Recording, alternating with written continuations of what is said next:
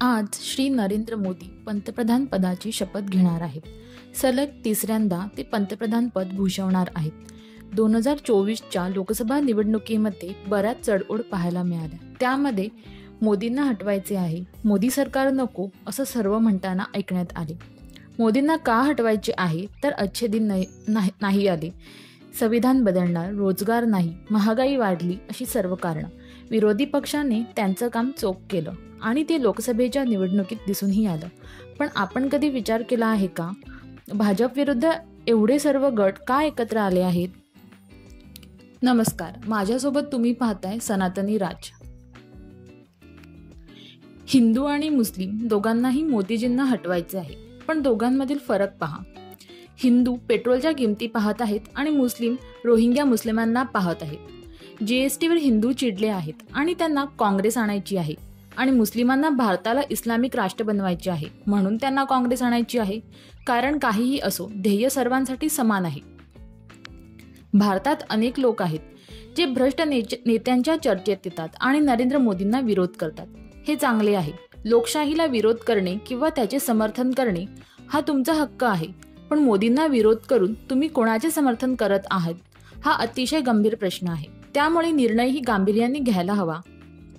शरद पवार, उद्धव ठाकरे, मुलायम, लालू, मायावती, सोनिया, राहुल, केजरीवाल, ममता बॅनर्जी, डावे हे सगळे नरेंद्र मोदींपेक्षा चांगले आहेत की त्यांचे रेकॉर्ड चांगला आहे?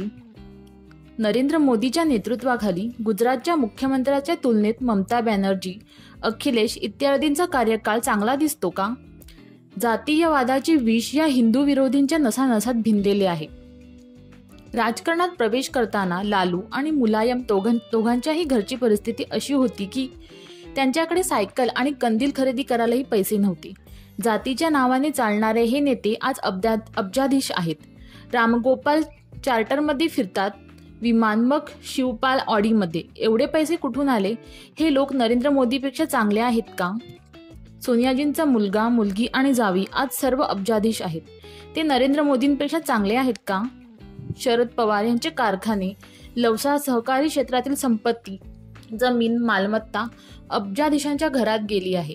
जातीयवाद निर्माण करून आपली राजकीय पोळी भाजणारे पवार साहेब मोदींपेक्षा चांगले आहेत का? बंगालवर 35 वर्षे राज्य करणारे डावे नरेंद्र मोदींपेक्षा चांगले आहेत का? 5 वर्षे केजरीवाल यांनी जाहिराती, वायफाय, CCTV, 150 महाविद्यालय, 500 शाळा चालून दिल्लीच्या जनतेची फसवणूक केली. हे मशरूम नरेंद्र मोदीपेक्षा चांगले आहे का? जेव्हा मायावती राजकारण करायला बाहेर पडल्या होत्या आणि काशी रामाची भागीदार होती, तेव्हा तिच्या घरी दिवा लावण्यासाठी सुद्धा पैसे नव्हते. सायकलवरून प्रचार करायच्या. आज तिच्या चपला देखील विमानाने येतात.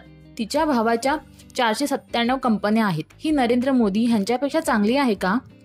उद्धव ठाकरे, बाळासाहेबांचे वारसदार, सोन्याचा चमचा घेऊन आलेले, जे मुख्यमंत्री असताना फक्त 2 दिवस मंत्रालयात हजेरी लावणारे आणि इतर दिवस फेसबुक, ट्विटरवर ऑनलाईन असणारे मोदीपेक्षा सरस असू शकतात का? जे मोदींना विरोध करतात व कोणाचे समर्थन करायचे हे ठरवतात, त्यांनी जर एखादा चांगला पर्याय असेल तर सांगावा. देशाचा थोडा विचार करा. किती नष्ट करायची आहे, किती लुटायची आहे? बाहेर या देशाला जातीच्या बंधनातून वाचवा. हे दरोडेखोर आम्हाला फक्त लुटतात. मला माहिती नाही की मला मोदी का आवडतात, पण माझ्याकडे काँग्रेस, सपा, बसपा, आप नापसंत होण्याची अनेक कारणे आहेत. अच्छे दिन येतील की नाही हे मला माहिती नाही, पण मोदीजीशिवाय दुसरा कोणताही राजकारणी दूरपर्यंत दिसत नाही, जो भारताच्या चांगल्या दिवसासाठी मनापासून काम करतो.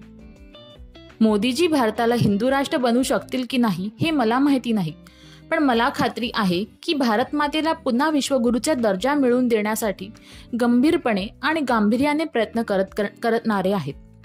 मोदीजींना इतिहासाचे ज्ञान आहे की नाही ह्याची मला पर्वा नाही, परंतु मला खात्री आहे की त्यांच्याकडे भविष्यासाठी पूर्ण तयारी आहे.